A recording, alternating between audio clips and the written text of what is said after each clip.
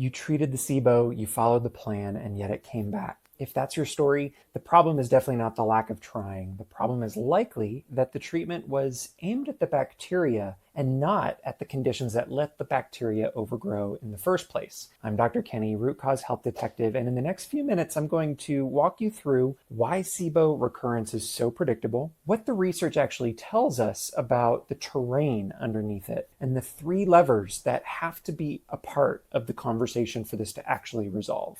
Let me describe something first and tell me if this sounds familiar. You get diagnosed, finally, maybe through a breath test or maybe through a clinician who put the picture together from your symptoms and your story. You do the treatment, antibiotics, maybe herbal antimicrobials, a restrictive diet like the low FODMAP diet, or some combination of all 3. And for a while, things get better, maybe for a few weeks. The bloating settles, you feel lighter, you start to think that you've turned a corner in your healing, and then a few months later, it comes back. Sometimes it's the same symptoms, sometimes it's slightly different ones or in a different mix, but the pattern is the same. And this is not a rare experience. Research from 2018, published in the Journal of Clinical Gastroenterology, found that patients taking proton pump inhibitors, which suppresses stomach acid, it's a common over-the-counter acid-reducing medication, had significantly higher rates of SIBO, not because they were unlucky, but because the conditions that keep bacteria in check had been removed, such as strong enough stomach acid. That study and a few others that I'll reference today are in the free research summary that I put together for this video. It includes my take on the research as well as the direct citations. The link is in the description and the pinned comment below if you'd like to check that out. Here's what this actually means when it comes to SIBO and the mechanisms. Bacteria don't overgrow in the small intestine because they just decided to one day. They overgrow because the environment allowed them to grow in some way. And if that environment doesn't change, they will come back every time predictably. That's the SIBO cycle, and it's what we're going to be breaking down today. The standard approach to SIBO, whether it's rifaximin, the most commonly used prescription drug, herbal protocols, or the low FODMAP eating plan, is not necessarily wrong. And I want to be clear about that. These tools can reduce the bacterial load, obviously in very direct ways. They can give you real symptom relief as well. And in cases where someone is genuinely malnourished or struggling, they can be necessary. But here's where the thinking tends to stop a little too early when it comes to root cause care. Each and every one of these 3 treatments addresses the bacteria. It doesn't address the underlying reasons that the bacteria were there in the first place. And so the environment is still favorable for the overgrowth in the small intestine, and the bacteria just need time to repopulate after those antimicrobial interventions are removed. A 2017 review in the World Journal of Gastroenterology put it very plainly. SIBO and intestinal permeability exist in this bidirectional relationship. Overgrowth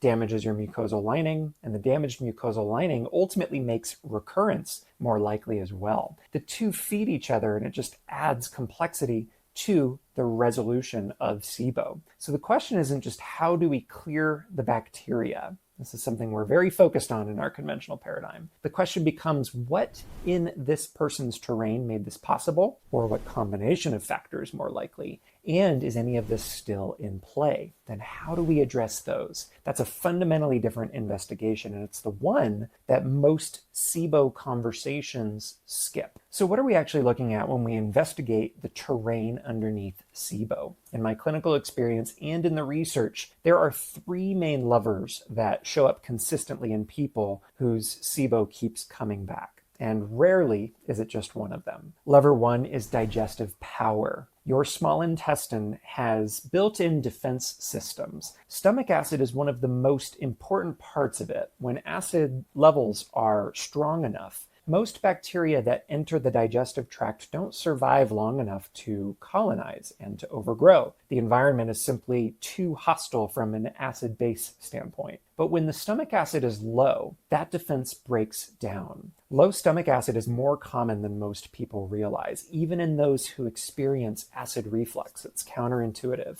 And it doesn't always announce itself loudly either. You don't need to have stark acidic symptoms to have low stomach acid. It can show up as bloating after meals, especially after protein, or a sensation that food is just sitting in the stomach for too long. Sometimes it even feels hard to the touch. And sometimes it mimics even excess acid symptoms like I mentioned, but the actual problem is the opposite. There are many reasons that low stomach acid occurs, not just from over-the-counter medications, but also from the nervous system component that tells the stomach to secrete enough stomach acid. Hidden H. pylori infections are another to keep in mind. Motility is another piece when it comes to digestive power. Your small intestine has this cleansing wave that it relies on called the migrating motor complex, or the MMC, and it sweeps bacteria toward the large intestine between meals. It runs roughly every 90 to 120 minutes when you're in a fasted state, so constant snacking disrupts this process. When that wave is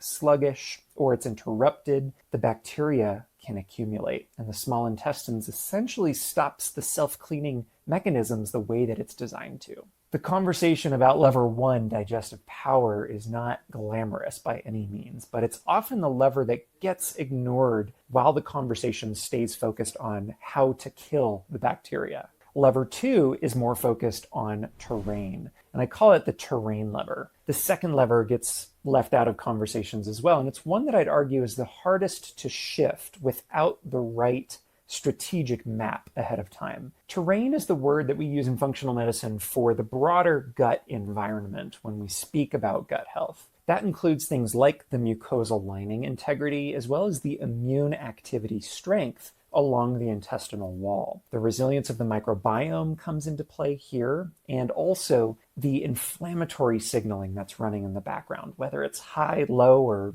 at a good set point. Each of those things matter individually, and they interact with one another. When your terrain is compromised, the small intestine becomes more permeable. This parallels a conversation on leaky gut, and the gaps open up between the cells of your gut lining, which are only a single cell layer thick, and things that shouldn't cross into the systemic circulation or into your bloodstream start crossing. This triggers immune activation, and that immune activation creates inflammation, and that inflammation makes the environment even more hospitable to the wrong bacterial populations. So you can see how this is a vicious cycle that needs disruption. This is where that 2017 review becomes important. The relationship between SIBO and intestinal permeability isn't one directional. They perpetuate one another. Even if you throw a signal like an antibiotic or an antimicrobial protocol to SIBO, if that piece is not disrupted in a big way and healed, the terrain is just set up for recurrence yet again. So the bacteria themselves are not necessarily the problem as much as we want to blame the one thing. The welcome mat that we've laid out for them in the terrain is.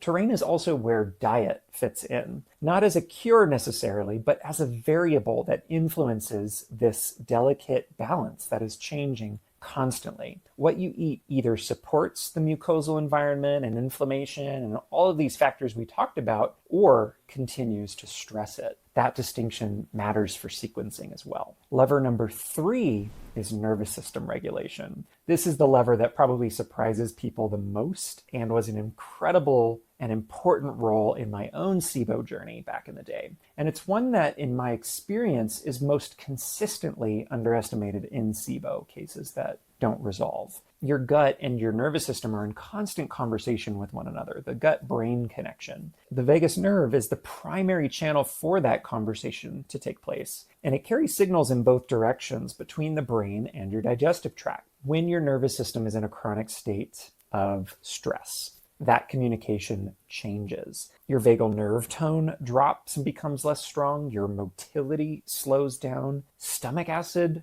also decreases, as well as the migrating motor complex we talked about becomes less reliable. In other words, nervous system dysregulation doesn't just affect how you feel emotionally. This is so much more than a mental health conversation. It directly affects digestive conditions that either prevent or enable SIBO. And research published in 2020 found that in post-infectious gut cases, specific antibodies or immune cells disrupt something called the interstitial cells of Cajal. These are basically the pacemaker cells that drive the migrating motor complex, that cleansing wave that we talked about earlier. The nervous system's influence on gut motility has a measurable biological mechanism. This isn't abstract in any way, and it explains why so many people who address the diet and the bacterial pieces still relapse, because the nervous system piece was never touched or addressed in a big way.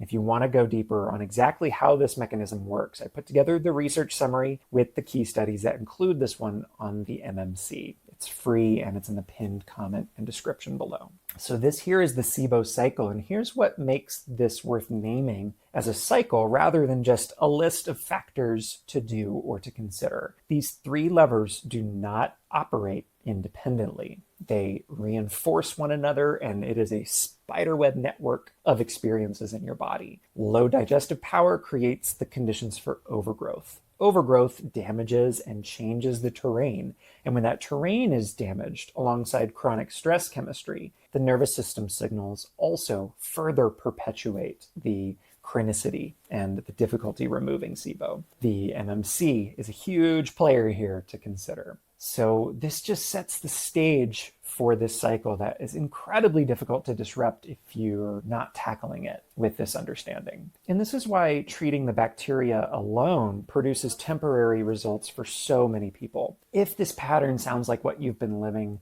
where treatment helps but it doesn't hold, or where symptoms clear temporarily and then gradually rebuild or appear in an even deeper way, that's not a sign that your SIBO is untreatable in any way. It's a sign that the investigation hasn't gone deep enough into this multifactorial experience that SIBO truly is. So how do you know which levers are most important to your case? Here are some patterns worth paying attention to, and this is also where good targeted advanced functional lab testing can come in. If your symptoms tend to worsen under significant stress, if travel or poor sleep or a difficult season in life, major life transition brings symptoms back in a more reliable way, the nervous system lever is a meaningful part of your picture, likely. And if you feel worse after larger meals, if bloating builds throughout the day, or if you've been on acid suppressing medications for an extended period of time, the digestive power piece is worth tuning into. And then if there's the history piece, a long course of antibiotics in your past, a previous gut infection, or symptoms that extend beyond digestion into immune reactivity, skin, allergies, or even energy, terrain is probably not an isolated issue or part of your picture. None of this is a diagnosis in and of itself, but it's the kind of pattern recognition that changes what the next investigation looks like, and it helps you ask better questions. If you're looking at your health as patterns like this and you want help mapping out what's actually driving it, the next step is to watch my full training that prepares you for a health mystery map call with me. If you're in one of the states I practice in, I'd love to have a conversation with you about it. The link is in the description below. SIBO recurrence is not a mystery.